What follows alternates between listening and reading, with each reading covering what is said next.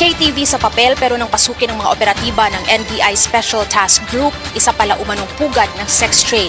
16 na individual ang arestado kabilang ang ilang mga empleyado. Lampas 50 naman ang nasagip na kababaihan na biktima umano ng pambubugaw. Kasabwat daw ng nasabing KTV ang kadikit na hotel na kinokontrata para magsilbi umanong tuluyan ng mga customer at ng mga binugaw na biktima. Aabot daw sa 5 hanggang 15,000 ang alok na sexual services ng establishmento.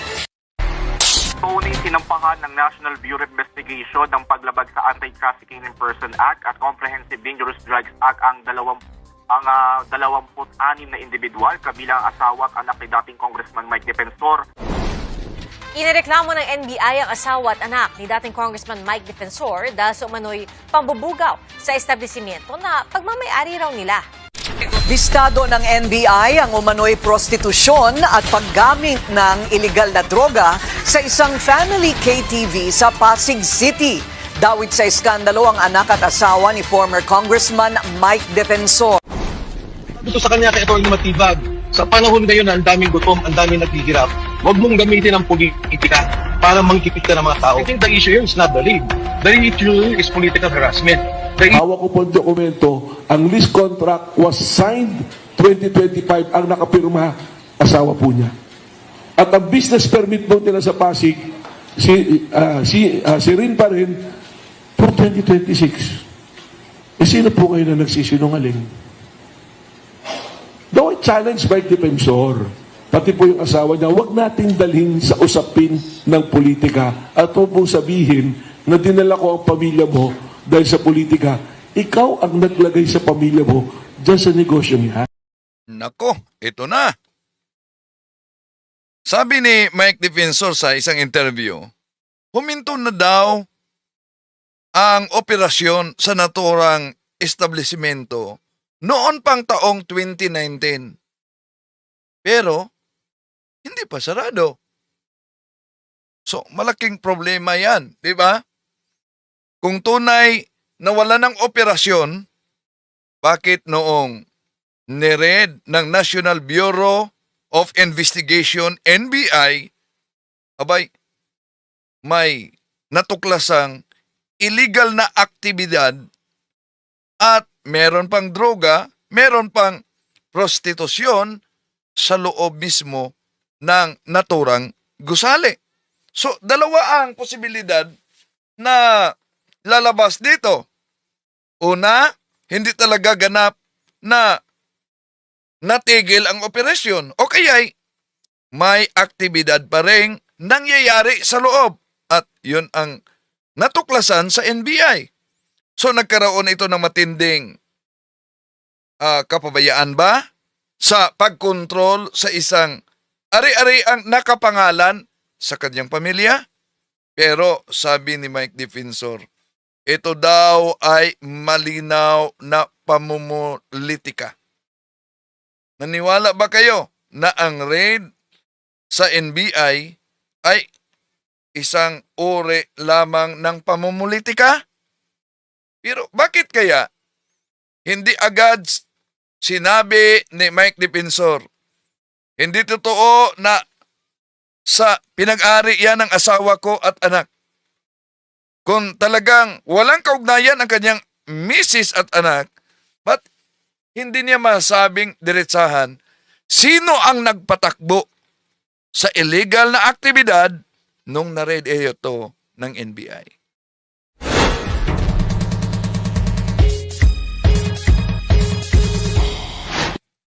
Kumusta? Welcome. Ito niyong lingkod. Rindel Talimong muling makasama ninyo sa pagkakataong ito. At inaniya natin ang ating mga suking taga-subaybay. Huwag kalimutang pindutin ang like sa ating live. At huwag din kalimutang mag-subscribe kung bago ka lang. At pindutin ang bell button para updated kayo mag-comment at i-share ninyo. Kung saan man kayo ngayon nakabase, inaaniyahan natin ang ating mga suking taga-subaybay na i-comment kung saan kayo nakabase ngayon para alam natin kung saan napaabot ang ating talakayan ngayon. Welcome sa lahat nating mga suking taga-subaybay. Ito na. Kung maalala ninyo, mga Kapatid, ilo kay Dashel Gregorio. Oh, diyan sa Singapore. Si Sis Marisa. Oh, si Makahilos at Lito Salvi. Sa lahat ng mga sumusubaybay sa ating live streaming, welcome po. Now, ngayon mga kapatid, mag-react tayo nitong kapapasok na balita at nagiging viral din ang isinagawang pag-raid sa isang establishmento ng National Bureau of Investigation na umano'y nakapangalan sa asawa at anak ni Mike Defensor. Kung maalala niyo si Mike Defensor, siya ang nagdala kay Orly Gutisa doon kay Senador Rodante Marcoleta na nung dinala na sa Senate Blue Ribbon Committee, napatunayan na yung kaniyang affidavit, peke ang notaryo. At mula noon, hindi na nakita talaga si Gutesa. Pero may bagong naratibo si Mike Defensor. Si Gutesa daw bumaliktad na. Si Mike Defensor din at ang kanyang misis ang nagdala noong 18 ex-Marines na napatunayang 4 dito'y walang kaugnayan sa Philippine Army. Oh, kaugnay sa malita-malitang salapi na may kaugnayan sa korupsyon, lalo na sa Ghost Project. Ngayon, anong nangyari? So, may establishmentong nireid ang NBI at nag-react dito si Mike Defensor dahil sa dami man umanong problema, ba't ang establishmentong yan ang nireid pa ng NBI? Ang pino-point out ko lang, di ba, ang dami nating problema ngayon. Si Atty. Matibag, ang tinututukan, tingnan niyo lahat ng records ng NBI, puro mga korporasyon ng mga... Una, yun ang reaksyon ni Mike Defensor. Sa dami umanong problema ngayon, ano ang tinututukan ni NBI Director Matibag? Yung mga korporasyon daw na lalo na sa kalaban sa administrasyon. kalaban. Puro mga kalaban. Oh, sa akin, ilang corporations na may involvement ako na tinira nila. Of course, they will justify. May basis, may basis. Okay. But sinabi ni Mike Defensor na hindi totoo, kung talagang hindi totoo, na ang kanyang asawa at anak ang nagpatakbo nitong nireid mismo na establishmento. Di ba? Napakalinaw lang. Kung walang kaugnayan, dapat sabihin hindi totoo. So, yung sinabi ni Mike Defensor na napakarami umanong mga problema dito sa ating bansa. Pero ang tinututukan ng National Bureau of Investigation tulad sa kanyang establishmento at ayon sa kanya, yung mga establishmento, korporasyon ng mga kalaban daw ng administrasyon. So, lalo lang nitong pinalakas ang tanong, bakit hindi niya direktang sinagot ang issue? Kung ang gusaling ni-raid ng NBI na may nadiskobring may droga sa loob at may gumagamit at may umanong prostitusyon na may naligtas na ilang mga kababaihan. So, kung walang kinalaman yung pamilya ni Mike Defensor sa naturang building, bakit hindi agad niya itanggi ng malinaw na wala talaga silang kinalaman? Pero, inilihis ito sa usapan na mas marami umanong problema ang ating bansa. Totoo na, mas maraming problema talaga ang ating bansa. So, mas lohikal na harapin muna yung konkretong aligasyon. Lalo't na't may lumabas na gumagamit na illegal drugs at may umano prostitusyon dahil hindi ito maliit na isyo. Ito'y isang seryosong krimen na isa sa mga sinabi niyang problema sa mas maraming problema na kanyang binanggit. So kung pagbasihan mismo yung isinagawang raid ng National Bureau of Investigation, malinaw na kabilang ito sa mga problemang dapat tutukan talaga. Kaya ang pag-iwas na sagutin kung may kaugnayan ba talaga sila si Mike Defensor, ang kanyang misis at ang kanyang anak sa naturang establishmento, property, dapat hindi yon iiwasan niya. Dapat yon ang sagutin niya. Di ba? Kung talagang isinarado na yan noon pang taong 2019, bakit sa kasalukuyan may operasyon at may natuklasan ang NBI? Tuloy natin si Mike Defensor. Pero sinasabi ko sa kanya kay Atty. Matibag, sa panahon ngayon na ang daming gutom, ang daming naghihirap, huwag mong gamitin ang politika para mangkipit ka ng mga tao. 9 years ako naging kabinete. Wala akong ginapit kahit isa. Wala makakapagsabi na I went to their companies, ginamit ko BIR, I check on them. Walang ganyan. It was just a political back and forth of the issues that we were... Okay, sandali. May nabasa ako dito. Si, Epifaniosa Sermoda. Sabi niya, napakagulo na ngayon. Pati ang simbahan, kumampi na sa mga drug supporters. Nako, mismo ikaw, sa comprehension mo, ikaw mismo ang nagpahayag ng grabing napakagulo ng unawa. Kailan ba kumampi ang simbahan at ang mga aanib ng simbahang Katoliko kaugnay sa drugs?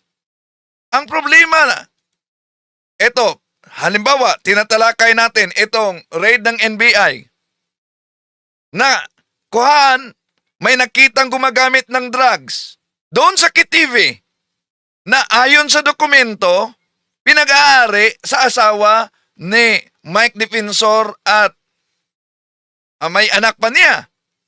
O bakit sinabing kumampi na agad sa drugs? Dahil po ba, dahil po ba na plano mong kampihan talaga si Mike Defensor? So, ibig ba sabihin, yung nadiscovery sa NBI na may video, hindi yun totoo? Planted ba yun? Mas kinampihan pa din nyo. Noong panahon ni Duterte, ang daming planted na nangyari. Di ba? Ako, nakasali ako sa raid ng grupo ng composite team. Yung ni-raid ang bahay ni Aldot Parohinog. Isa ako sa mga nagka-coverage doon. At ako ang lumagda kung ano ang nakuha sa loob na may mga high-powered na firearms. Pero ano nangyari? Na-dismiss yun. Bakit na-dismiss? Dahil doon pa lang sa fiscals, napatunayang planted umano. Ang mga dokument, ang mga ebidensyang nakuha. Okay, eto. May video. Sino ba nga ngayon? Sino ba ngayon ang pumabor? Madali lang. Kung walang kaugnayan si ang asawa at anak ni Defensor, dapat sabihin, wala na silang kinalaman. So sino ang nag-operate sa na-discovering illegal na gawain? Yun dapat ang direktang ipaliwanag. concerned me. Ito, grabe ginagawa nila, pati personal. Yeah. Pati pamilya ko, dinadamay nila. Pati pamilya daw umano, dinadamay. Now, ngayon, kung wala itong operasyon ng sinabing prostitusyon at may gumagamit na droga, meron bang ma-raid ang NBI? May butas bang makita na illegal na gawain? Kaya ito ang pahayag ni NBI Director Matibag. Anong sabi po ni Mike Defensor doon sa interview niya kagabi doon sa isang istasyon? Matagal nang hininto yan, 2019 na. Pero nung tinanong, sino pinagpasan, hindi nila masabi. Kasi nungalingan po. Hawak ko po ang dokumento, ang lease contract was signed 2025, ang nakapirma, asawa po niya. Yan. Ebidensya yan. Hawak ng NBI. Ha? So, pagkatapos sabihin lang, napakinggan ninyo si Mike Defensor, di ba? Na anong sabi niya? Huwag gawing politika ang operasyon daw. So, dapat ipaliwanag ni Mike Defensor bakit mismo sa raid ng National Bureau of Investigation NBI ay may natuklasan umanong prostitusyon at illegal na gawain sa KTV na nakapangalan sa kanyang asawa at anak. Yan ang sabi ni Matibag, hawak nila ang ebidensya. Hindi ba napakahalaga talagang ipaliwanag yung issue ng illegal na aktibidad kaysa ilihis yung usapan lalo na sa aligasyon ng pamumulitika. So kung walang illegal na gawain, bakit may ganitong nadiscover na operasyon ang National Bureau of Investigation sa RED? Tuloy natin muna si NBI Director Matibag. At ang business permit po nila sa Pasig, si Rin pa rin for 2026. Sino po kayo na nagsisinungaling? Daw ay challenge by Defensor. Pati po yung asawa niya, huwag nating dalhin sa usapin ng politika at huwag mong sabihin na dinala ko ang pamilya mo dahil sa politika. Ikaw ang naglagay sa pamilya mo dyan sa negosyong yan. Just to give you a background pati, nung amin tinitrace back ang history. So dapat ipaliwanag, instead na pamumulitika ito, ipaliwanag ni Mike Defensor. Na ito ba ay operasyon pa rin ng kanyang misis at anak o hindi? Ito bang building na kapangalan sa kanyang misis at anak o hindi? At kung ito'y napahinto na noong 2019, bakit may operasyon ngayon? Sino ba ang nagdala sa operasyon noong na-raid na yan ng NBI? Di ba? Yun ang tunay na talong. So, yung illegal na gawain sa loob ng yung building na yan, hindi yan simpleng i-divert lamang sa usaping pamumulitika dahil inilihis yung issue at yung pananagutan, di ba? Okay, tuloy natin. Ang pangalan pala nito ay Beneto Luna, yung KTV at yung Taas Luna Hotel na nagsimula noong 2017. Napansin ko, nung kami pumasok doon, nakalagay pa nga rin yung mga tropilo na Beneto Luna. At may aquarium. So, all the elements of human trafficking was there. Ngayon, ito po ba'y politika? Sila po ang Naku, mabigat yung human trafficking. Walang piyansa yan. Di ba si Kibuloy, human trafficking din. Walang piyansa. At si Harry Roque, may human trafficking din siya. Walang piyansa, kaya nagtago na si Harry Roque. sabi. Hanggat maaaring kung hindi naman involved, hindi naman po namin isinasabi. May mga binanggit po nga silang pangalan na wala doon sa dokumento, hindi namin isinama muna sa kaso. Bakit po? Dahil ang NBI, mag-iimbestiga muna kami. Hindi muna namin sinama yung Cliff Point Development Corporation dahil malinaw doon sa lease contract ng Sirin at ng Chicago, sila yung magkakausap. Yun nga lamang, nung amin na pong iniimbestigahan, mas malinaw ngayon na may interlocking directors, interlocking owners, interlocking officers. So, sabihin, alam. Saka, kung mapansin nyo yung interview ni kagalang-galang Mike Defensor, alam na alam niya yung mga operation eh. Sabi nga niya, marami pang ibang club dyan, but ito lang yung pinapasok, politika to. Well, nagkataon nandiyan dyan gay. Huwag nating ilihis na gawin natin politika. Trabaho po ng National Bureau of Investigation na hulihin at panalugutin ang mga lumalabag sa batas. At sabi niya, puro politika daw ang inaasikaso ng NBI. You check my track record from February 23 until today kung ano yung mga hinuli namin. Meron po kami mga hinuli, violation ng USAID, ng LabScam, mga foreigners po na nagbabiolate ng immigration law, naghahanap buhay dito ng illegal. Pati nga po pagtitinda ng dog meat ng mga Vietnamese, sinuli namin. Yung mga peke po na anti-rabies, sinuli po namin. In my more than 50 days po dito, i-check niyo po yung track record. This is yung sinasabi po ni former Congressman Mike Defensor, is very unfair to the men and women of NBI and the law enforcement. Huwag po nating insultuhin yung ating mga kasama na nunungkulan.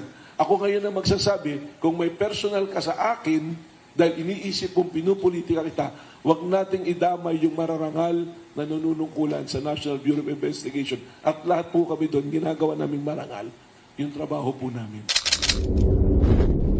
Yon ang pahayag ni NBI Director Matibag. So, yun nga, yung depensa ni Mike Defensor na malino bang inilihis niya ang usapin sa pamumulitika.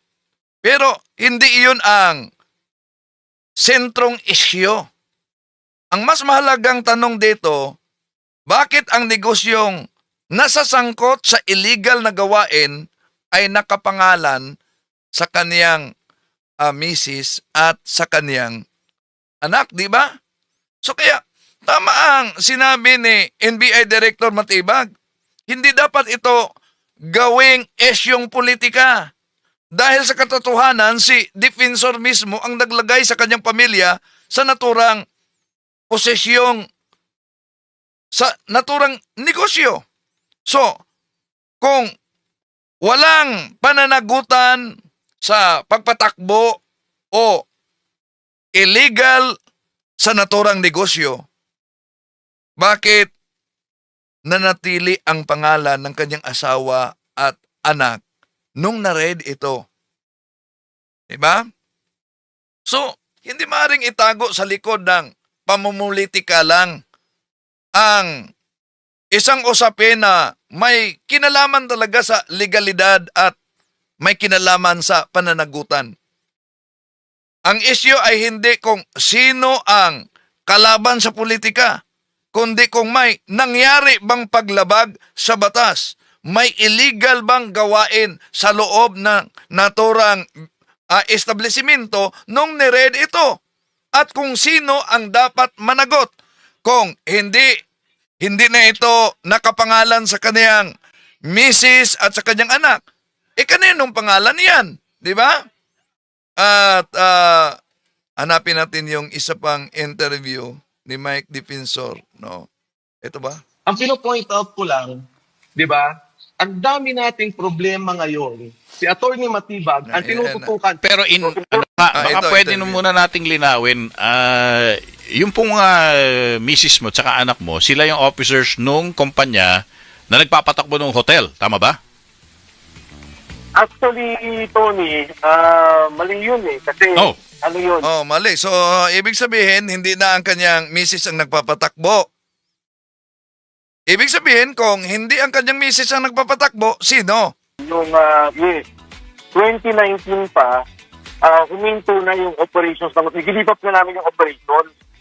So, I think na ito So, 2019, give up na nila ang operasyon. So, kung totoo ang sinabi nitong si Mike Defensor na noong 2019, tumigil na ang operasyon ng KTV nila na nakapangalan sa kanyang asawa at anak, abay, may malaking pagsusuwagan talaga na nangyari. Bakit kung sarado na ito, may natuklasang aktual na illegal na aktibidad, lalo na sa prostitusyon at paggamit ng droga sa naturang lugar. Yeah? So, kung wala talagang kinalaman yung kanyang asawa at anak, dapat nararapat lamang na ipaliwanag niya kung sino ang tunay na nagpatakbo sa naturang establishmento.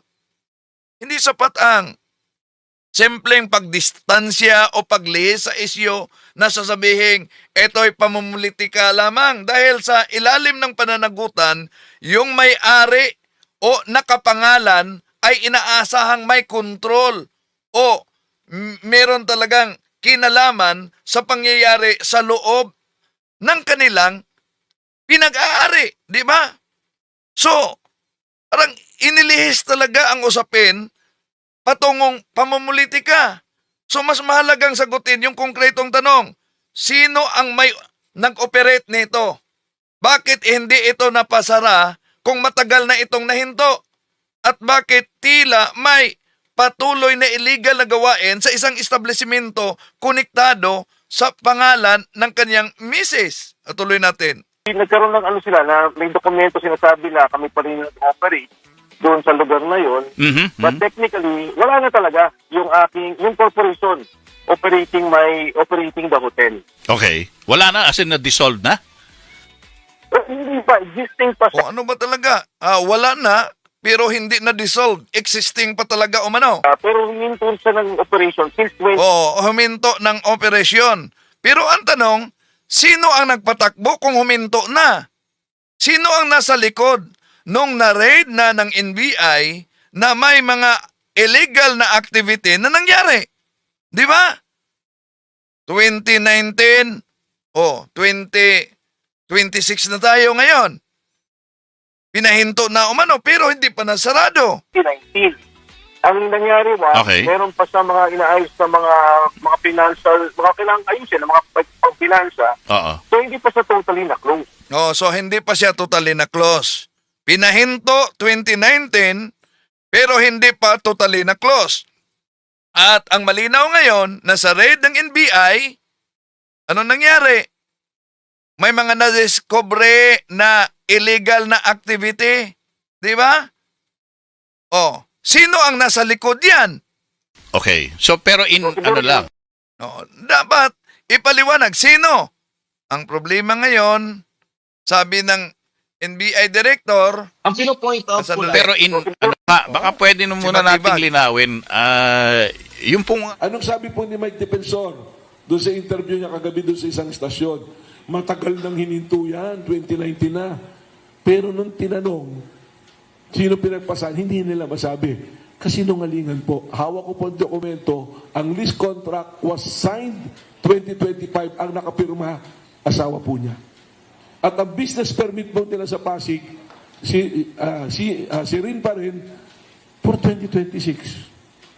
Sino po kayo na nagsisinungaling? Daw ay challenge by defensor. Pati po yung asawa niya, huwag natin dalhin sa usapin ng politika at huwag mong sabihin na dinala ko ang pamilya mo dahil sa politika. Ikaw ang naglagay sa pamilya mo dyan sa negosyong yan. Just to give you a background pati, nung aming tinitrace back ang history, ang pangalan pala nito ay Beneto Luna, yung KTV. At yung Taas Luna Hotel na nagsimula noong 2017. Napansin ko, nung kami pumasok doon, nakalagay pa nga rin yung mga tropilo na Beneto Luna. At may aquarium. So, all the elements of human trafficking was there. Ngayon, nako, ang elemento ng human trafficking ay nandun. Hindi ito basta-bastang usapin lamang mga kapatid. Ang kaso ay human trafficking. Isang mabigat na krimen na walang piyansa ito. Si Kibuloy may human trafficking. Di ba? Si Attorney Harry Roque may human trafficking.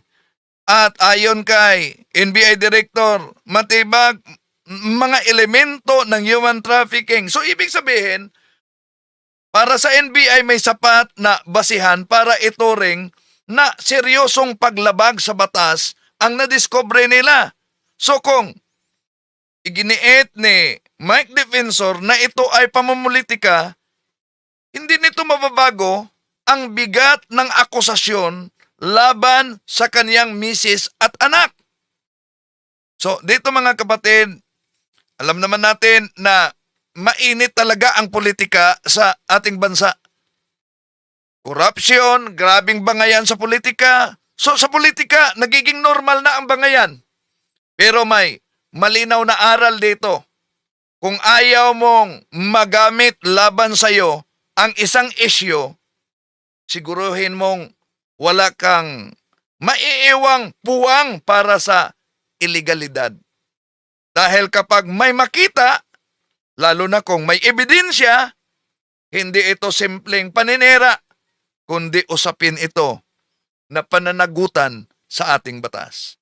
Maraming salamat. I am Catholic, I am the light, I am the gospel.